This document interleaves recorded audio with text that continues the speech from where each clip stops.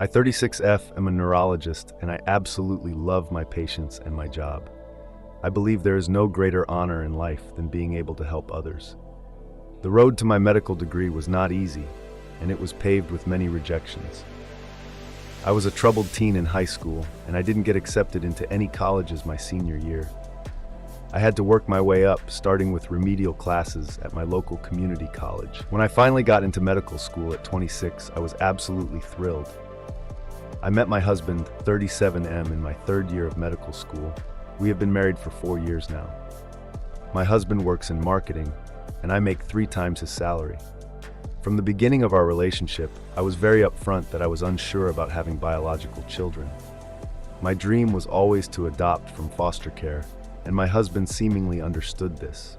However, after his befriend had a baby boy last year, he began to really press me on having children. I was initially very against this idea because I was just beginning my career. I wanted to wait a few more years before revisiting the topic of children. In August of last year, I found out I was unexpectedly pregnant due to a condom breaking during sex.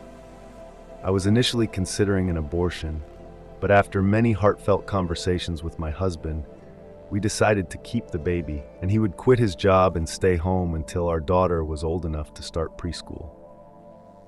There were several factors that went into our decision to have him stay home with our daughter. I make significantly more money than him, so financially it just made more sense.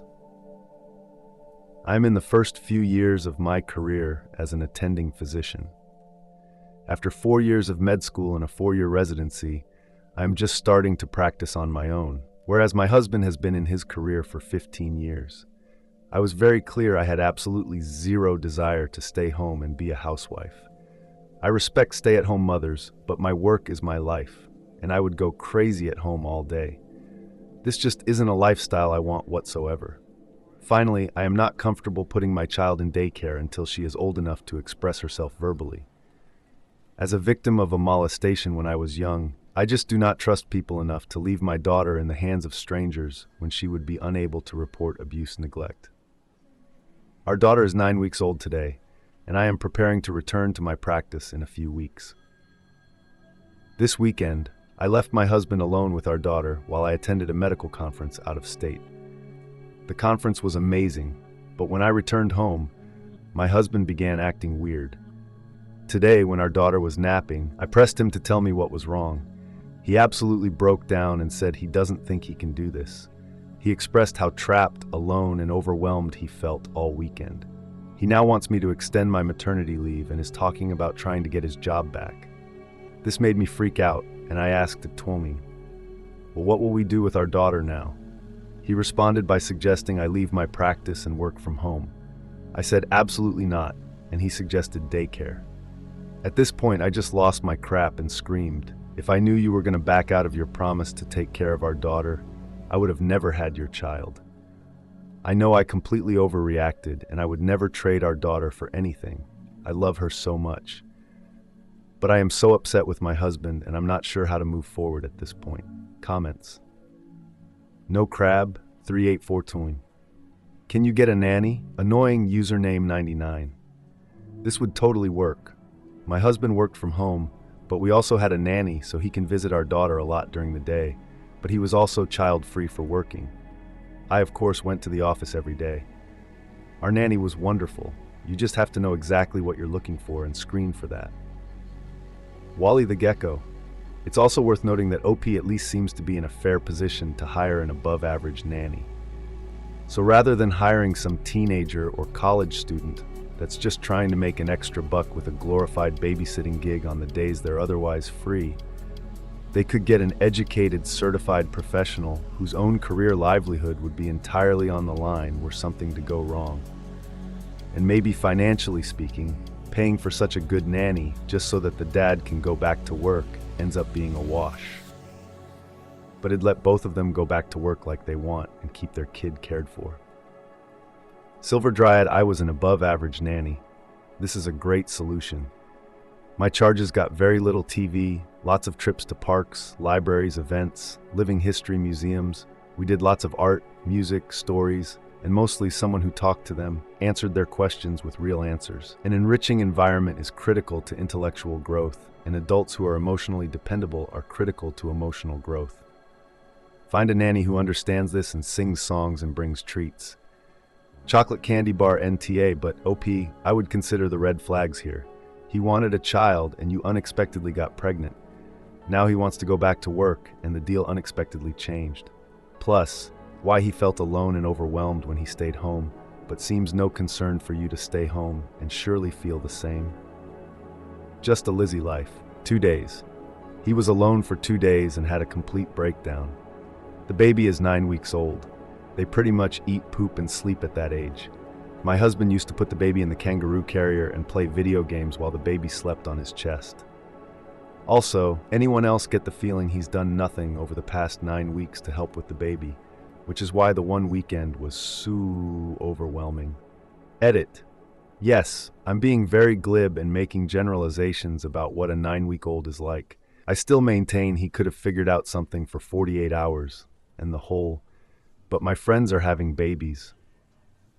To the condom broke, to the promises about him staying home with the baby, especially with him knowing about OP's trauma, really makes him look suspiciously like an asshole.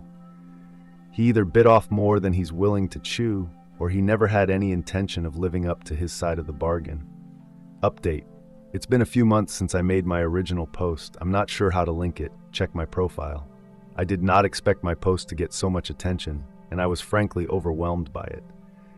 Thousands of comments and hundreds of DMs, and I even found my post screenshotted and uploaded on Twitter. To everyone who sent me kind and supportive DMs, thank you very much. I appreciate it more than you know.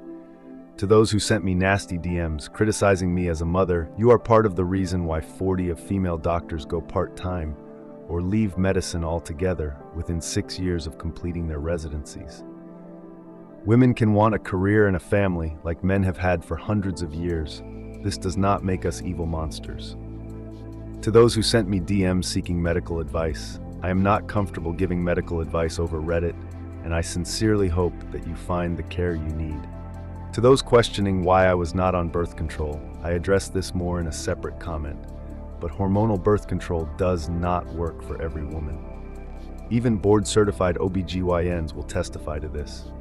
After trying my best with every birth control under the sun for nearly 10 years, I decided condoms and pull-out would be enough.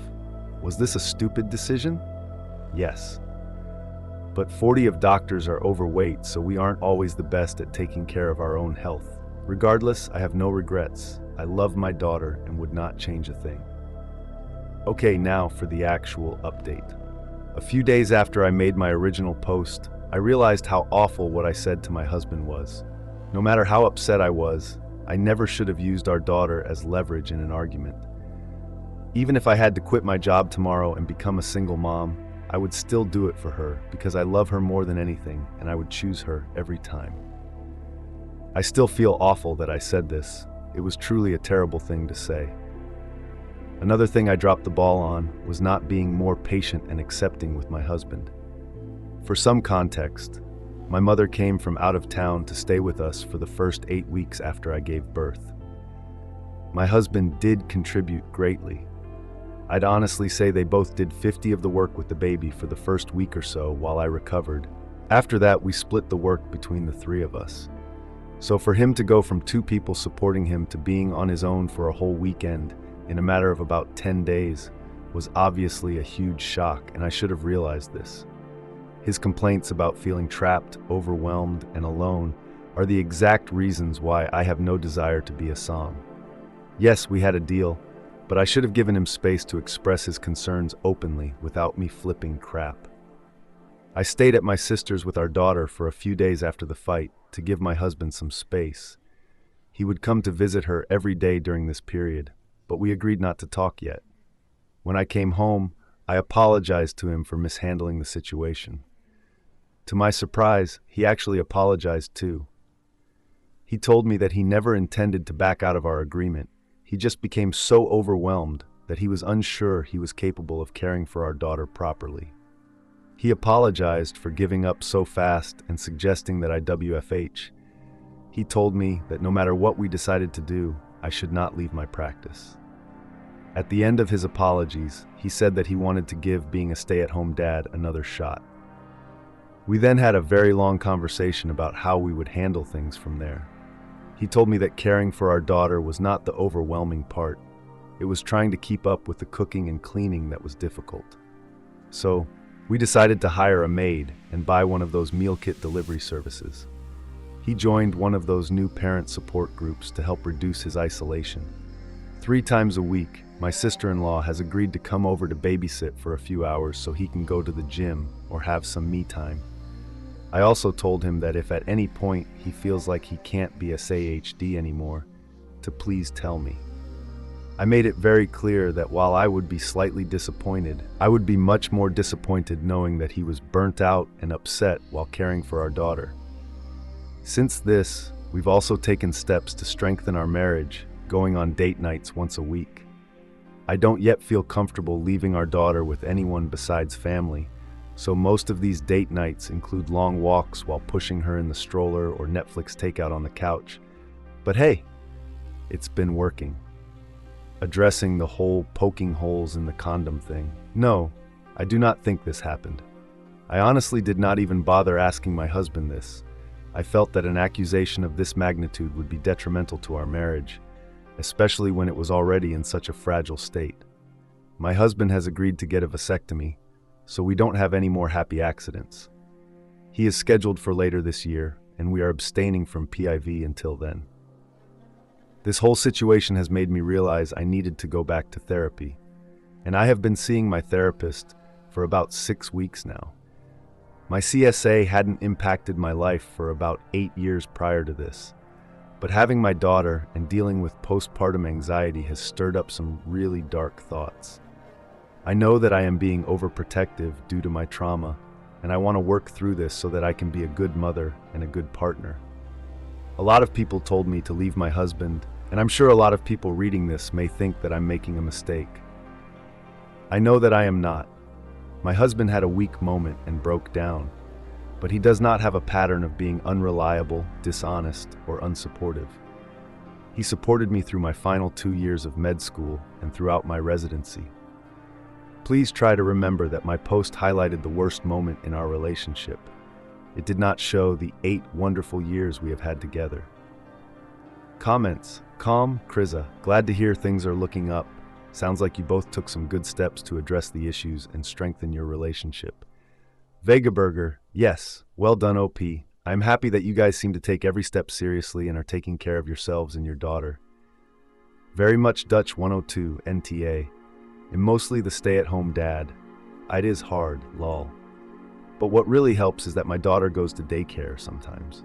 That gives me opportunity to be myself and do my own stuff and the household stuff, Rana Iyer. And one thing to remember is that time flies by, really. One moment they are preschoolers, and then they are finishing primary school. As they grow older and older, they gain an independence, and parents don't need to be on top of them as much, changing them, feeding them. Hope things continue to work out for you.